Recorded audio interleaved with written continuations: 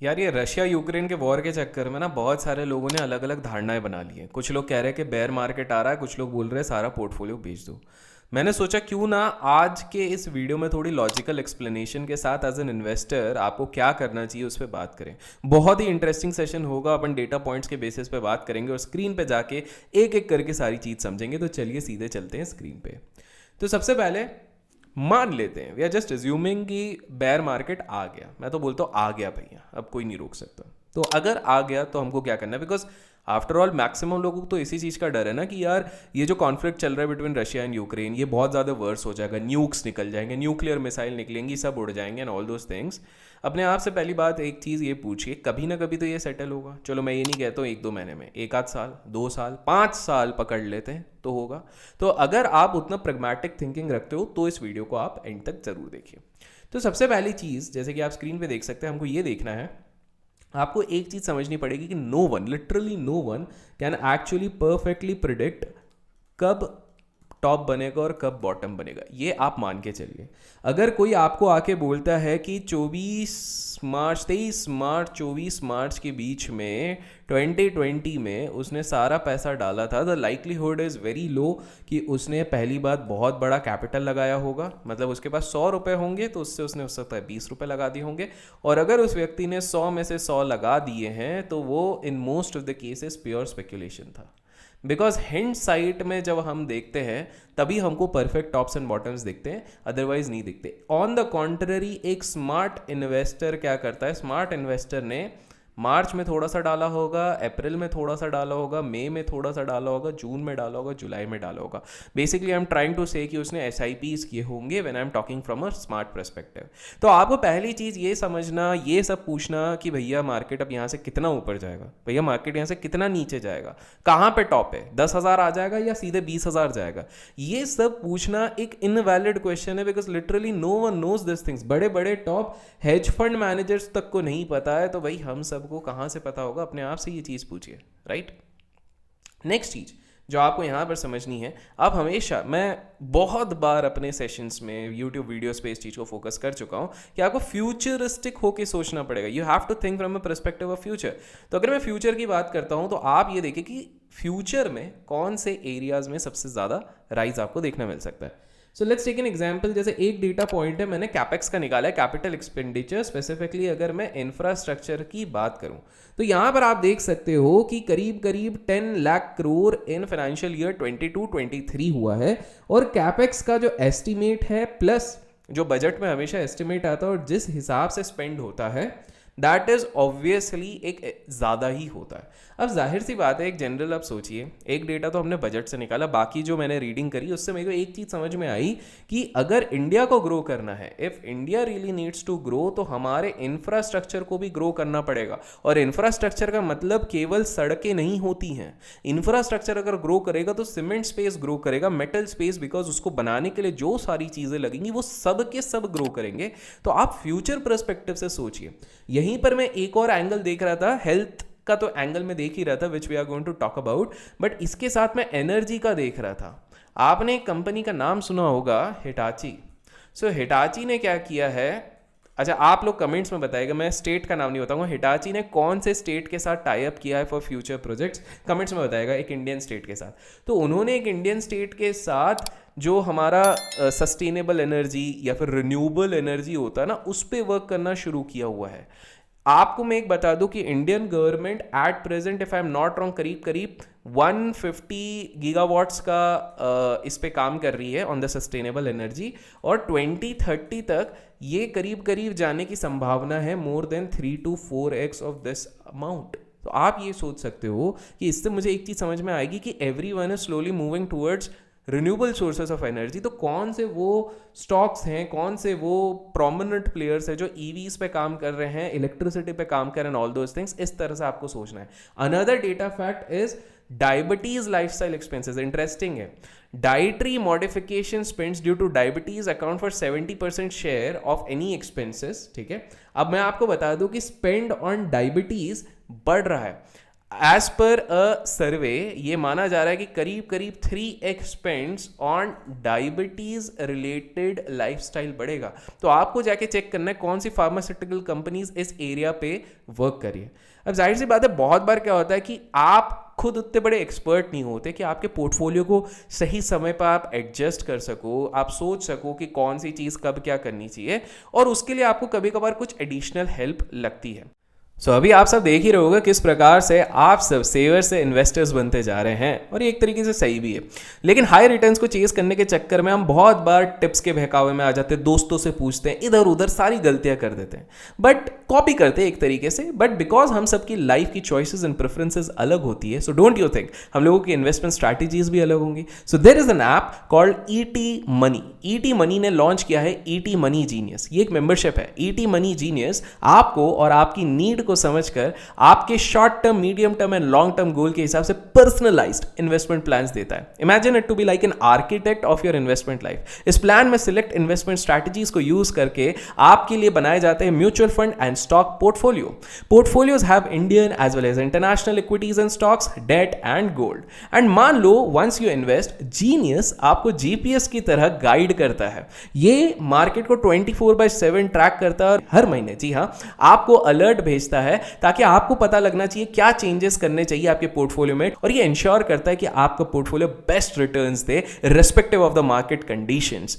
और इन सबका एडवांटेज ये होता है कि मार्केट बीटिंग रिटर्न्स अर्न करते हुए हम अपने रिस्क को भी कंट्रोल कर पाते हैं और अपने गोल्स की तरफ जल्द से जल्द पहुंच पाते हैं। तो किस चीज का आप लोग वेट कर रहे हो? डिस्क्रिप्शन में दिए गए लिंक को चेकआउट करो और अपनी इन्वेस्टमेंट जर्नी को आसान बनाओ। सो नेक्स्ट चीज जिस पे आप सभी को ध्यान देना है वो है डाइवर्सिफिकेशन। और क्यों, मैं बताता हूं। 2006 से लेके 2008 में लोगों ने भर भर के इंफ्रा स्टॉक्स ले लिए थे, और अभी भी चाहिए तो आप वीडियो पॉज करो, जाके चार्ट्स देखो what has actually happened. Even the top stock DLF has not yet reclaimed the levels. उस लेवल पर अभी तक नहीं पहुंचा है। बहुत सारे लोगों ने उस समय में भेल लिया था, बिकॉज भेल वॉज अ कोर मक्खन वाला स्टॉक था। Everyone used to talk about this thing. अभी तक उस चीज ने रिकवर नहीं किया हुआ है, जिस पे मैं दूसरे पॉइंट पे भी आने वाला हूं। लाइकवाइज तो इंफ्रास्ट्रक्चर स्टॉक्स रिकवर ही नहीं हुए। What does this mean? This means कि आप जब अपना एक पोर्टफोलियो बनाते हो तो उसको एक प्रॉपर डाइवर्सिफाई करो, कि आपको अगर इंफ्रा पे फोकस है तो आप इंफ्रा रखो, लेकिन साथ में थोड़े से आईटी स्टॉक्स रखो, साथ में थोड़े से आप एफएमसीजी रखो, साथ में थोड़े से आप ऑयल एंड गैस वाले रखो। इस तरह से थोड़ा आपको डाइवर्सिफाई करना ही पड़ेगा। अगर आप पूरा एलोकेशन एक जगह पे लगाओगे तो दो पॉसिबिलिटी। एक तो है कि अगर वो सेक्टर आपके एजम्पशन के बेसिस पे तगड़ा चल गया तो फिर तो आपकी चांदी हो जाएगी, पूरा स्काई रॉकेट हो जाएगा। और किसी कारण वो नहीं चला, जैसे इंफ्रा की अगर बात करूं, फ्रॉम 2007 का टॉप ले लीजिए, 2007-8 का टॉप से लेके अभी ऑलमोस्ट 15 ईयर्स हो गए हैं। अगर आपने पूरे पैसे लगाए होते तो आपका पैसा रिकवर नहीं हुआ होता। इट्स वेरी इंपॉर्टेंट कि आप उस चीज़ को डाइवर्सिफाई करो। एक और चीज़ है, बेयर मार्केट आ जाएगा, हमको तो डर लगता है, तौबा क्या करे, हवा मचा के रख दिया है। फर्स्ट अंडरस्टैंड, अज्यूम करते हैं आ गया बेयर मार्केट, क्या होगा? ज़्यादा से ज़्यादा 2-3 साल टिकेगा। एग्जाम्पल ले रहे हैं अपन, 2-3 साल टिकेगा, चलो 4 साल टिक गया यार, मैं तो बोलता हूँ वर्स्ट केस। आपको एक चीज़ बता दूँ, बेयर मार्केट में ट्रैप कौन होता है? बेयर मार्केट में एक सेंसिबल इन्वेस्टर ट्रैप नहीं होता। बेयर मार्केट में वही व्यक्ति ट्रैप होता है जो कि एक स्पेसिफिक अमाउंट ऑफ मनी उसको चाहिए at a specific period of time. Example लेते हैं, आज के टाइम पे आपकी आमदनी है 100 रुपीज़, और आप लोगों ने क्या किया है, आप लोगों ने 90 रुपीज़ डाल दी हैं। ये 100 रुपीज़ मान लेते हैं आपके एनुअल इनकम है, 90 रुपीज़ आपने सिर्फ और सिर्फ इक्विटीज़ पे डाल दी हैं। मान लेते हैं ये आपका लास्ट ईयर ऑफ वर्किंग है, इसके बाद आप वर्क नहीं कर रहे हो, this is the final time when you are working into the organisation, और ये 90 रुपीज़ जो लगे हुए हैं आपके, ये यहीं के यहीं लगे रह जाते हैं। ठीक है, अब दूसरी चीज़ क्या हो जाती है कि 90 रुपीज़ तो लग गए, मार्केट बेयर फॉर्म में चले जाता है 3 साल तक। अब क्या हुआ, आपके पास 100 रुपए थे, 10 रुपए तो पहले साल में खत्म हो गए। अब आपके पास कोई ऑप्शन नहीं बचेगा, but you will have to book from this 90। ये होती है problem. A lot of people do this mistake कि वो पूरी तरीके से इन्वेस्टेड हो चुके हैं। अब यहीं पर एक एज्यूम करते हैं, अगर मान लीजिए आपकी आमदनी 1000 थी, उसमें से आपने 100 लगाया, या चलो मान लो 500 थी उसमें से 100 लगाया आपने, ठीक है। 3 साल बेयर मार्केट भी आ गया और आपका खर्चा हर साल का 100 रुपये लगता है, 3 साल में 300 रुपये लग गए। You are still left with, अगर 500 के हिसाब से लेते 200 रुपीज़ अभी भी बचा हुआ है, ठीक है। मैं छोटे फ्रैक्शन इसलिए ले रहा हूँ ताकि इससे आपकी अंडरस्टैंडिंग में हेल्प हो। 200 रुपये अभी भी आपका हो रहा है। अब ये बेयर मार्केट से जब भी बाउंस बैक करेगा, क्योंकि 3 साल का कंसोलिडेशन, 3 साल का बेयर मार्केट, तो एक शार्प बाउंस बैक होगा, यहाँ से ये सारी चीज़ें रिकवर करेगा। आपका जो 500 रुपये था वो यहाँ से 1000 रुपये हो गया। हिस्ट्री आप खोल के देख लीजिए, बेयर मार्केट में ट्रबल उनको कभी नहीं हुआ, those who have the patience to hold quality stocks, right price, right time, as simple as that. तो बेयर मार्केट देखो, loss is not a loss until unless you book it. जब तक book नहीं करते हो, M2M दिख रहा है, वो तो नोशनल लॉस है। जिस दिन आपने बटन दबा दिया लॉस का, वो हो गया रियलाइज। तो आपको ये चीज समझनी है that time horizon is the biggest factor which pledge over here. और जैसे मैं हमेशा कहता हूं, जितना समय आप बाजार में रहते हो अपने इन्वेस्टमेंट के साथ, उतना बेटर है। और जितना ज़्यादा इस वीडियो को लाइक करोगे, उतने ज़्यादा इंफॉर्मेटिव वीडियोस आएंगे। तो मेक श्योर लाइक नहीं किया तो लाइक कर दो। नेक्स्ट चीज, some stocks can fall forever. अभी मैंने थोड़ी देर बाद बोला था, कुछ लोगों ने 15 साल से भेल लेके रखा है, DLF 14 साल से लेके रखा हुआ है, सुजलॉन 12 साल से लेके रखा हुआ है। और आज भी देखो, काफ़ी सारे लोग आज भी ये जस्टिफिकेशन देते हैं कि ये क्लोज तो हुए नहीं है यार, अभी भी चल रहे हैं, देख लो, मतलब कभी ना कभी तो बनेगा। बट द पॉइंट इज, आपका CAGR की तो बैंड बज गई है ना, ठन ठन गोपाला हो चुका है। आज काफ़ी सारे लोगों ने 2007 में टेलीकॉम स्टॉक्स पे सारा पैसा, एंटायर मनी उन्होंने यहाँ पे डाल दिया था। उनके साथ क्या हुआ था, उनका पूरा का पूरा पैसा वहाँ पे ब्लॉक हो गया। They couldn't think of doing anything else यार वहाँ पे। और उधर से भी सिर्फ रिकवर अगर किसी ने किया तो वो भारती एयरटेल था, बाकी सारे तो डूब गए। मतलब डूब गए इन द सेंस है लिस्टेड है, but they are not giving any sort of return. So my point is, आपको रिव्यू भी करते रहना चाहिए अपने स्टॉक्स को, ठीक है। Although I say that you should hold, but hold quality stocks. ये नहीं कि कुछ भी पकड़ के बैठ लिया। सम पीपल आई सी, अरे भाई 100 रुपए का स्टॉक था, 10 रुपए में आ गया और किचने नीचे जाएगा, that's why I am buying. ये क्या लॉजिक हुआ भाई, ये क्या लॉजिक हुआ? 100 रुपए का स्टॉक पहले अच्छा था, अभी ये तो बकवास लॉजिक है। आपको ये देखना है कि ये 100 रुपए के कारण 10 रुपए पे आया, तो कोई तो रीजन होगा। Something is fundamentally wrong in it. आपको ये चीज समझनी है।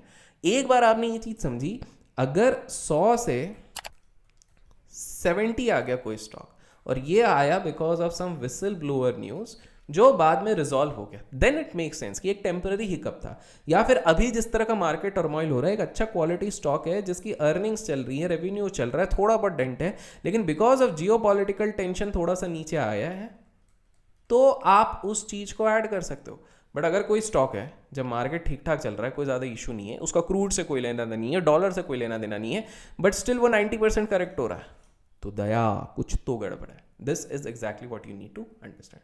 And the final point is, I always try to repeat this thing, don't just put every damn dime into equities. आप गोल्ड पे डालिए, आप थोड़ा बहुत रियल एस्टेट्स पे डालिए, आप स्टार्टअप, अगर आपके पास ज़्यादा पैसा, आप स्टार्टअप इन्वेस्टिंग में थोड़ा सा डालिए, आप उसके अलावा आपके कुछ स्किल डेवलपमेंट पे डालिए जिससे कि आप और पैसे बना सकते हैं, मे बी अ वेबसाइट और समथिंग। आप उसके अलावा आपका allocation is something which plays the most important role. किसी भी इन्वेस्टर या ट्रेडर के करियर में it's not just one asset class जिससे वो अपने बहुत बड़ा नेटवर्थ बना सकता है। It's mostly a combination of things. Today Bill Gates, अगर मैं रिचेस्ट की बात करूं, तो बिल गेट्स के पास एक अच्छा खासा स्टेक है माइक्रोसॉफ्ट है।